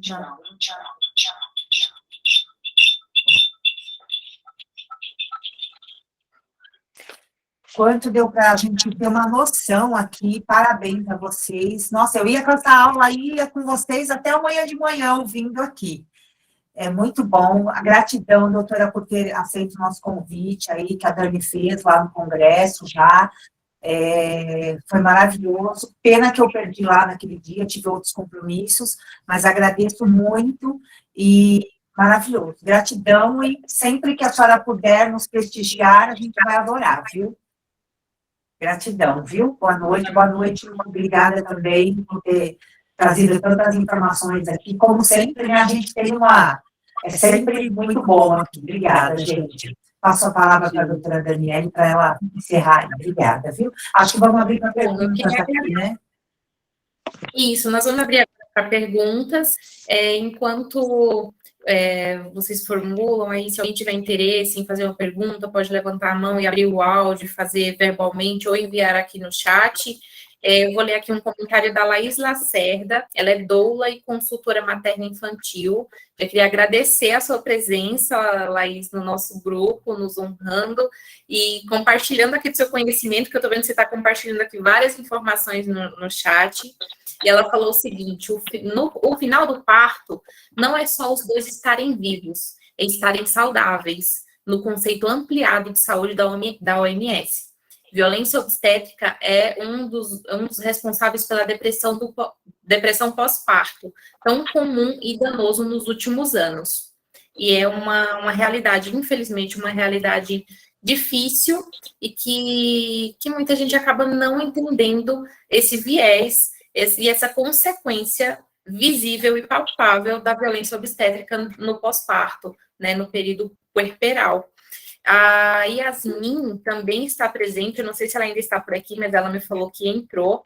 Ela também é doula e advogada, doutora Francisca, depois eu vou fazer informação entre vocês. Ela é advogada e acabou de concluir a formação em doula também, e também tem bastante informação aí para compartilhar com a gente nessa empreitada em falar e em disseminar a informação sobre a violência obstétrica. Se alguém tiver alguma pergunta, pode abrir o áudio e se direcionar aí diretamente para algumas das palestrantes. Boa noite, gente, tudo bem? Meu nome é Laís. Primeiro, eu queria pedir desculpa por ter chegado atrasada. Eu estava numa reunião da Reúna, uma instituição muito importante, uma ONG também, para vocês conhecerem. Reúna atua na mudança do cenário obstétrico do Brasil desde 1993. Foi ela, inclusive, que incentivou a lei do acompanhante do parto. Então, a Reúna, ela é muito importante para o combate à violência obstétrica. Eu sou assistente social de formação e foi no serviço social da UFSC que eu ouvi essa expressão violência obstétrica. Eu acho um absurdo. Eu falei, gente, não é exagero nosso? Tá falando de... Não é possível que isso exista. Eu, nos meus 18 anos, cheguei em casa e fui pesquisar o que é violência obstétrica, isso nos anos de 2010. Então, faz aí uns 2010, isso mesmo, quando eu entrei. E aí, pesquisando, eu vi que 1 a cada 4 mulheres reconhecia passar por violência obstétrica. Eu pensei, gente, e mulher, nós somos ruins de reconhecer violência, né? A gente fica meio que tentando justificar. Aí eu pensei comigo, se cada uma reconhece, uma a cada 4 reconhece, as 4 devem ter. Pensei comigo, né? E fui estudando, e é um assunto que eu estudo, então, há todo esse tempo, eu vou botar 11 anos, e aí eu me formei doula. Inclusive porque eu acho que é uma profissão, hoje, é a profissão que mais entende de assistência humanizada e de combate à violência obstétrica hoje, são os profissionais doulas. Então, assim, eu estou muito feliz de que esse assunto tem chegado no judiciário, porque, assim, eu posso estar errada, né, gente, eu não sou da área, mas as coisas se dão no âmbito judicial. É ali que a coisa parece que acontece, é ali que a coisa anda, parece que muda quando chega em vocês, né? E eu estou muito feliz de estar chegando. Então, e é assim que a gente tem mudado. Nem que seja pelo medo, os profissionais estão falando. A gente não pode falar de qualquer forma agora. Isso é tão importante, gente, porque eu, por exemplo, já acompanhei como doula violência obstétrica, que se eu contar aqui para vocês, nós vamos passar a noite chorando. Eu acompanhei num hospital particular aqui da capital, em Vitória, um hospital muito famoso, um médico que fez uma episiotomia em uma mulher e ela gritando, ela e o marido falando que não queria que fizesse. Ele fez sem anestesia e ela gritou muito alto, porque imagina você cortar o seu períneo, gente. Vocês conseguem imaginar essa dor? Eu não consigo. Quando ele cortou, ela gritou. No que ela gritou, ele tampou a boca dela. Com a luva aqui de sangue. Então, quando eu olhava para ela, eu não sabia de onde vinha o sangue. Foi desesperador. Eu estava grávida. Eu saí de lá chorando. Eu falei, ter meu filho no hospital, eu não vou ter. Eu pensei, eu não vou passar por isso. De tão apavorada que eu fiquei. E Michel Audin, que é um obstetra francês, que está vivo até hoje, com seus quase 100 anos, ele diz, para mudar o mundo, é primeiro preciso mudar a forma de nascer. Então, esse assunto que nós estamos falando aqui não é um assunto de mulher, é um assunto de quem nasceu de útero. É um assunto que diz respeito a toda a sociedade, a não ser que a pessoa veio da cegonha. Mas se a pessoa nasceu do útero, esse é um assunto que diz respeito a ela. O jeito que a gente nasce faz muita diferença na nossa vida adulta, gente. Porque se você nasce e sua mãe tem uma boa experiência, vocês duas vão ter mais vínculo, a amamentação vai fluir mais, a chance dela ter depressão pós-parto é bem menor. Agora, se ela passa por um parto violento, às vezes ela não vai querer amamentar, às vezes ela vai rejeitar o bebê, o que é fisiológico da depressão pós-parto. E é olha os desdobramentos que isso tem para a saúde pública do Brasil, que eu estou falando.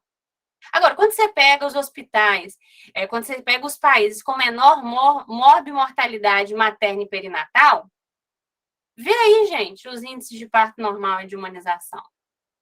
Holanda, Inglaterra, Suécia, Finlândia, Canadá. Quem assiste os partos lá, né?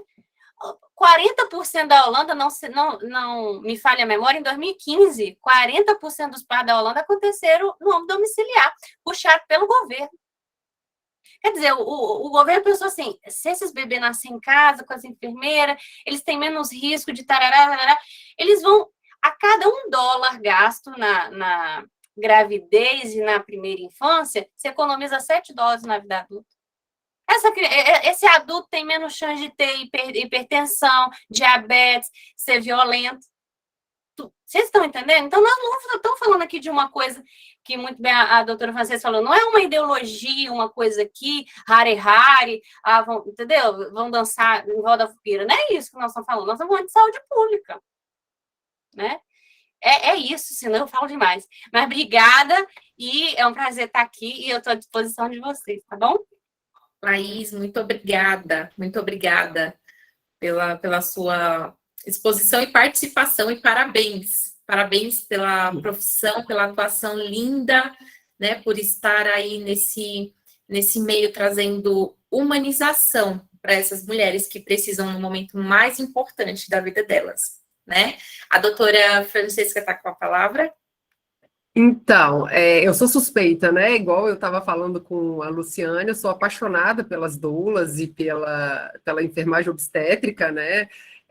Não só pelo auxílio, mas é justamente porque assim, você se apaixona por todas aquelas pessoas que são ligadas ao estudo, à ciência, a entender como as coisas realmente funcionam, entendeu? Então, ligada à fisiologia da mulher. Então, assim, você vê que elas estudam muito mais, às vezes, que um médico, por exemplo. Porque se você é especialista, ginecologista, você tem que estudar muito do assunto. E é o que elas fazem. Então, assim, elas são muito mais especializadas. Não é uma crítica direta aos obstetras, tá? Mas, assim, o que você vê na prática, pelo menos o que chega a mim, do que eu preciso judicializar, elas são muito mais capacitadas para o atendimento daquela mulher do que o médico obstetra, infelizmente, porque ele vai utilizar de práticas desatualizadas. Mas o que eu gostaria de falar é o seguinte, que a Laís citou. Veja bem, um parto seguro... Olha bem o que a gente está falando em relação ao direito. Eu vou falar para os advogados agora. Um parto seguro e adequado nem sempre é humano e nem sempre é digno. Quem não lembra do caso da Chantal que passou no Fantástico? Veja bem, o melhor médico, entre aspas, do país, um médico caríssimo, famosíssimo, ela tinha pago uma equipe de filmagem, ele sabia disso, ele não foi inibido em nada. O parto dela foi seguro? Foi. Ela tá bem? Ela tá bem. O neném tá bem? Tá bem. Pode dizer que o parto foi adequado? Foi. Mas ele foi humano? Respeitou o direito à dignidade daquela mulher? Foi respeitado? Muito pelo contrário. Então, veja bem, se ela não fosse tão famosa, arriscaria eu ser advogada dela, eu chegar no juiz, muito provavelmente, vocês podem crer nisso. O juiz ia falar, qual foi o dano, doutora? Neném tá bem? A mãe tá bem? O parto foi seguro? Teve alguma lesão? O parto foi adequado? Qual o nexo de causalidade? Qual foi o dano?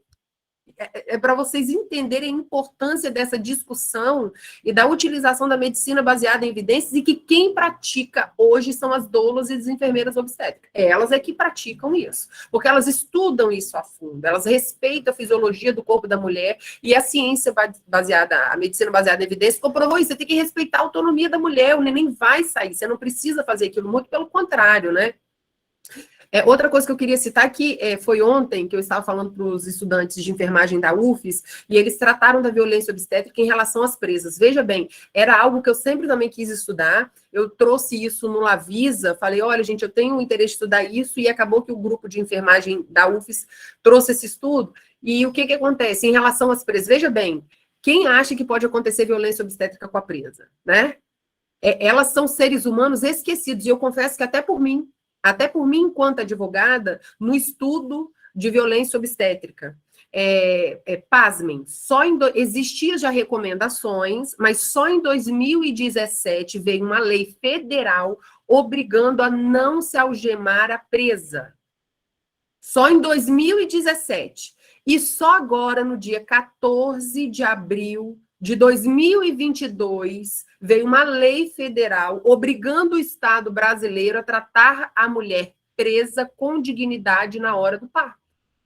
Agora, em 2022. Então, veja bem, as mulheres já eram amarradas em si, né? Sempre a gente soube que a mulher é amarrada na hora do parto. Você imagine a presa. Então, em um dado momento, eu fui conversar com um agente penitenciário, ele falou assim, doutora, a senhora não sabe que essas mulheres são capazes. Elas podem fugir pela báscula. Eu falei, parindo? Quem foge pela báscula parindo? Eu acho muito difícil isso. Às vezes, elas não têm direito a tomar um banho depois do parto. Elas não voltam num carro adequado, elas não vão no carro adequado, elas parem no carro que é inadequado. Então, assim, o desrespeito é imenso. Uma coisa que eu não abordei, que eu gostaria de abordar, e que, inclusive, através da Comissão de Direito Médico aqui da OAB do Espírito Santo, a gente já agendou com a diretora do presídio, Laís, se você quiser participar, eu vou te chamar, com a diretora do presídio feminino de Cariacica, que é um dos 4 presídios que a gente tem femininos aqui no estado do Espírito Santo, a intenção é fazer em todos. Nós vamos fazer uma preparação de palestras e de abordagem para as presas, para elas conhecerem os seus direitos e o que é violência obstétrica. Porque, veja bem, uma coisa que eu abordei ontem é que quando a mulher é presa, ela perde um direito só um, que é o direito à liberdade. Ela não perde nenhum dos outros direitos, ela só está privada da sua liberdade. E o prazo para você ingressar com ação de indenização por violência obstétrica, de responsabilização por violência obstétrica, é de 5 anos. Ela tem 5 anos para entrar com a ação. As mulheres não sabem disso, viu, Laís? Se tiver 5 anos para entrar com essa ação. Aí, veja bem, Se eu até falei eu pedisse uma licença técnica, científica ali, porque eu estava com um grupo de estudantes, porque eu confesso que eu fiquei assustada com o CREMESP, não que eu tenha esse medo do CRM daqui, não, porque o presidente daqui, do CRM, é muito humano, mas eu pedi uma licença para dizer o seguinte, olha, se eu for ensinar essas mulheres quais são os direitos dela, porque veja bem, se ela sofrer violência obstétrica na hora do parto e ela volta para o presídio, ela tem direito a entrar com a ação de indenização contra o Estado, se ela sofrer violência obstétrica, sim. Ela não perdeu o direito dela de judicializar, ela não perdeu o direito dela de requerer os demais direitos. Ela só perdeu o direito à liberdade. Então, se ela sofreu violência obstétrica e ela quer ingressar com ação judicial, ela tem direito de um advogado particular ou da Defensoria Pública. Outra coisa que eu apresentei ontem é o seguinte, já existe um entendimento majorativo do STF, que a mulher que ela está gestante ou tem criança pequena, ela tem que cumprir a pena dela em regime domiciliar. Vocês lembram da esposa do Sérgio Cabral? Ela tinha um filho de 12 anos e 14 anos e teve o direito de cumprir a pena dela em regime domiciliar só porque ela era mãe. Só porque ela era mãe. E as demais presas do país inteiro? E na decisão do STF fala que eles iriam comunicar, no prazo de 60 dias, todos os tribunais do país. Agora, veja bem, a gente precisa fazer um levantamento de dados para ver se a Defensoria Pública solicitou isso para as presas ou não. Se, veja bem, se nós que estamos livres não sabemos dos nossos direitos, sabemos que é violência obstétrica, você imagina as mulheres presas. Elas são abandonadas e esquecidas de todos e qualquer direito, simplesmente, entendeu? Então, quando a Laís trouxe essa questão do parto seguro, do parto adequado, pode até ser seguro e adequado, mas não foi humano. Você desrespeitou a mulher de cima e embaixo. O caso do Chantal foi gritante em relação a isso. O neném está bem, a mulher está bem, mas quem vai dizer que ali não houve violência obstétrica? É porque é um caso famoso, porque se fosse outros casos comuns, a gente enfrenta isso no judiciário. Queria acrescentar isso. Gente, eu tenho muita paixão pelo tema, eu sou meio... Oi, gente, eu sei que tem inscrição, mas eu só posso acrescentar uma. Quando nós estudamos as evidências científicas e as recomendações baseadas na medicina, a gente vê que o parto da Chantal não foi seguro. Porque ela estava deitada. Foi a posição que ela escolheu para parir? A posição deitada é fisiológica? Vou só dar a título de exemplo, tá, gente? Assim, somos todas adultas aqui, né? Se você enfiar o seu dedo na vagina, ele não vai reto. Ele faz uma curva, é como se fosse um J. Então, imagine que para eu parir, eu deitada, eu tenho que fazer uma força para cima. Eu em pé, ou eu de 4 apoios, é muito mais fisiológico. Sabe, é gravidade, é Isaac Newton, é física, é ciência. Então, se uma mulher é coagida a ter o parto deitado, isso é seguro do ponto de vista da fisiologia? Existe um negócio chamado manobra de Valsalva, que é o seguinte, que é puxar o ar e não soltar o ar, que é o... que é isso aqui. É isso aqui, é a manobra de Valsalva. Isso não é seguro. Por quê? Porque eu oxigeno meu sangue, respirando, e esse sangue oxigenado vai para a placenta e oxigena o bebê, você está entendendo? Vai para a placenta, vai para o cordão umbilical. Se eu não respiro, meu sangue não é oxigenado. O sangue que vai para o bebê não vai oxigenado. É o que a gente chama de iatrogenia. É quando o processo, né, faz mal. E aí, então, assim, estar deitada, fazer puxo dirigido, tudo isso não é seguro. Então, para dela, assim, ao meu ver, quando eu olho, não é seguro, pá. Porque tem alguém mandando ela fazer força. Quando alguém manda, não é fisiológico. Ah lá, mas nunca pode mandar? Não. Se eu acompanho um parto gemelar, o primeiro gêmeo nasceu, foi tudo lindo, maravilhoso. Quando a obstetra foi ouvir, o coração do outro não estava bom. E aí ela falou, olha, o bebê não está ficando bem. Vamos fazer uma força bem grande? Vamos, e ela fez. Olha só, é o consentimento, é a conversa. A gente tem que partir do princípio que a mulher é um ser pensante e inteligente, gente. Nós não estamos falando entendeu? Olha, está acontecendo isso. Podemos fazer isso? Podemos ou não podemos. Entende? Mas tem profissional que parte do princípio que ela não vai entender nada, ué. Não é assim. Então, assim, humanização tem a ver com consentimento esclarecido, é conversa. É ser partindo do pressuposto que aquele outro é... Então, houve esse caso. E teve puxo dirigido, mas foi seguro? Foi. Nesse caso, foi. Mas na grande maioria, não é. Então, eu acho que esse é o caminho. O caminho é a gente ver esses documentos aí que eu enviei. Tem um que é bem resumidinho, não tem um que é enorme, que é, sei lá, quantas páginas? 100 e poucos. Mas tem um que é 3, 4, que é bem resumido. A OMS recomenda que o parto, a mulher escolha a posição que deseja ficar, que ela coma, que ela beba água, que seja oferecido métodos não farmacológicos aliviador. Mas eu conheço maternidade aqui no Espírito Santo que a mulher não pode levar um celular, que ela não pode ter acompanhante, que ela não pode sair do leito. Você imagina uma pessoa ficar 12 horas em trabalho de parto, ela tem que fazer xixi e cocô na cama. Eu já acompanhei uma mulher que a enfermagem falou, não pode levantar para fazer xixi e cocô, senão o bebê nasce no vaso. Aonde eu vou fazer? Faz aí mesmo. Gente, olha só, nós estamos em 2022. Uma mulher em trabalho de parto tem que fazer cocô e xixi no leito, porque não pode levantar. Isso não existe. Por isso que, às vezes, as doulas são chamadas de louca, porque a gente quer trazer a ancestralidade, o conhecimento antigo, inovando com a tecnologia, não é isso? Juntar o melhor dos dois mundos, eu falo. Porque a gente aumentou... Gente, eu vou concluir, tá? A gente aumentou a tecnologia? Sim, todo mundo é que sabe. Mas hoje a mortalidade materna do Brasil é a mesma de 1992. Aí vocês me perguntam, nós melhoramos ou não? Não, alguma coisa está errada. E pelo que eu vejo, o que está errado é assistência. Perfeito, obrigada, Laís, pela sua colocação. E eu passo a palavra agora para Abinadab. Pode abrir o seu microfone, fica à vontade. Boa noite, tudo bem? Boa Eu recebi noite. o convite da Rosana, né, minha eterna professora. Eu só queria deixar registrado uma coisa assim, que mexeu muito comigo, porque quando eu fiz direito, eu não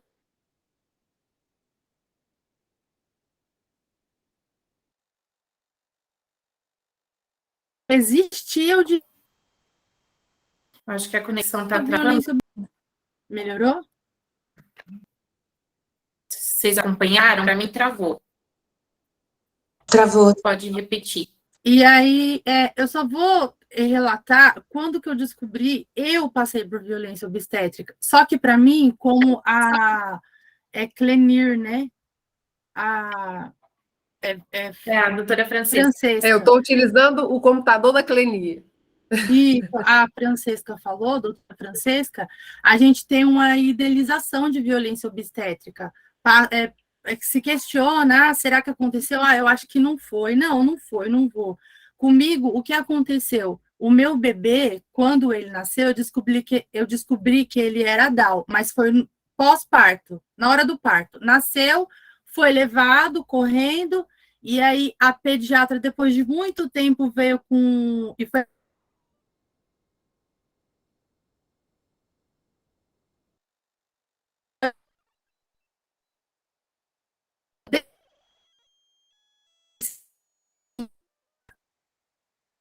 saiu, né?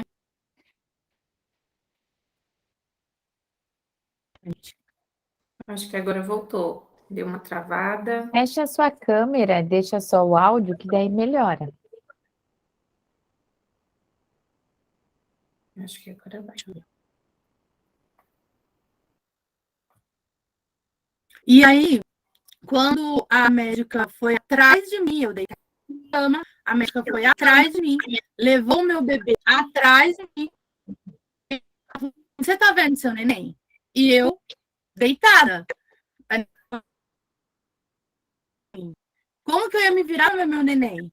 E ela, ó, alguém te falou alguma coisa sobre Down, a gravidez? Eu, não. Aí ela, então, esse aqui é seu bebê, ó. Ele tem síndrome de Down, você tá vendo? Só que ela tava muito acelerada, porque ele nasceu com cardiopatia, precisava, né, dos cuidados, né, ali. E ela foi me mostrar. Como ela tava com muita pressa, eu acredito, né, a gente tenta buscar a culpa em tudo isso, né?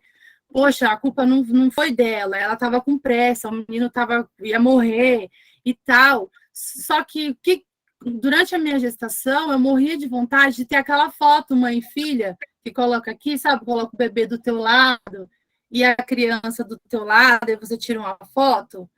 E aí não teve. O tempo ficou O tempo que ela ficou falando, ó, esse aqui é teu bebê, tá vendo? Teu bebê, ó, olha, você tá vendo? Você tá vendo ó, a perninha dele, é molinha? Tá vendo o jeitinho dele, como ele é todo molinho? Não, ele tem síndrome de Down. Era o tempo dela tirar a foto. E talvez até depois me explicar, né, com mais calma, tudo certinho. E aí, assim, hoje eu vejo, com todas vocês falando, com tudo que eu sei, que eu sofri essa violência obstétrica. E não só eu, muitas mães de crianças com deficiência. Eu já participei de grupo, né? Infelizmente agora meu bebê morreu, mas eu já participei de vários grupos de mães que passaram pela mesma coisa que eu.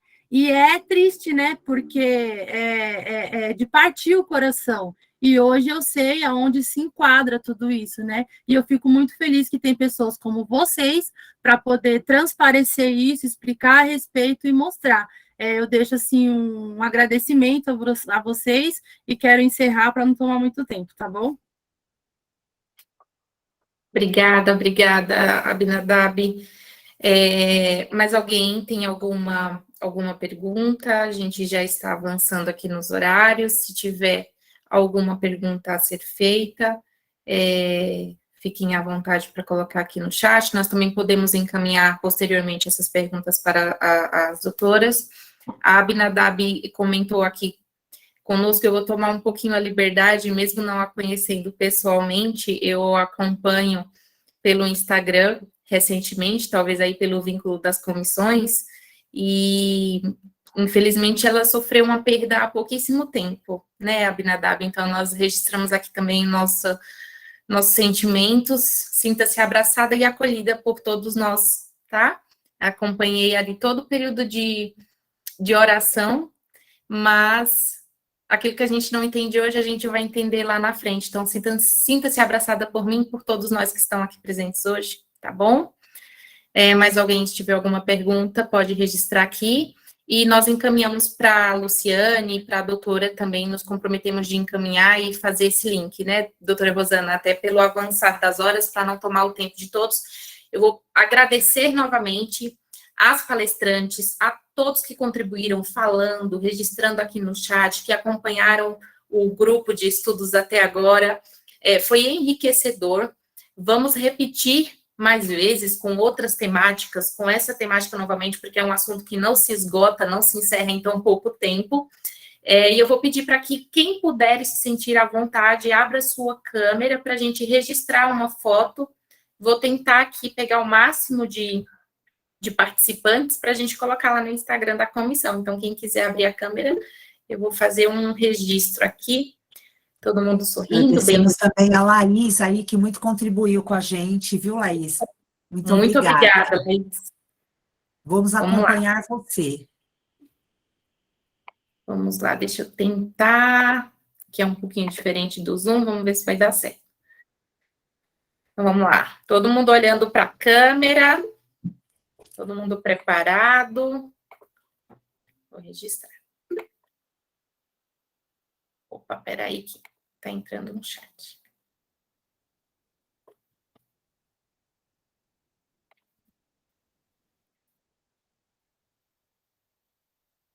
Prontinho. Deixa eu ver se tem como abrir mais uma aba. Não, só é a que aparece aqui para mim mesmo. Eu não consigo abrir uma outra janela. Mas acho que é isso. Encerramos. Vou agradecer aqui também a presença do doutor Ricardo, da comissão aqui de... Doutora Jabaquara ou Pinheiros agora, desculpa? Pinheiros, né? Obrigada por estar prestigiando aí, acho que foi uma live super gostosa, aprendemos bastante, né? Gratidão, viu? Bastante, por estar sempre prestigiando a gente. Obrigada. Muito obrigada a todos, doutora Francesca, Luciane, muito obrigada. Muito obrigada, eu que agradeço. Nos vemos nos Agradeço próximos. muito, Laís, também, ó. Lembrem sempre de chamar as doulas, viu? Com certeza, com certeza. A Laís já é da casa agora, já se sinta de casa. Isso aí. Muito obrigada a todos e uma boa noite. Boa noite. Obrigada. Só um momento, acho que eu esqueci aqui de um detalhe. A doutora Rosana pediu para que eu fizesse a apresentação dos certificados às palestrantes. Eu vou tentar, eu acho que eu não estou com ele aberto aqui. Doutora, consegue apresentar, lançar aí na apresentação? Consigo.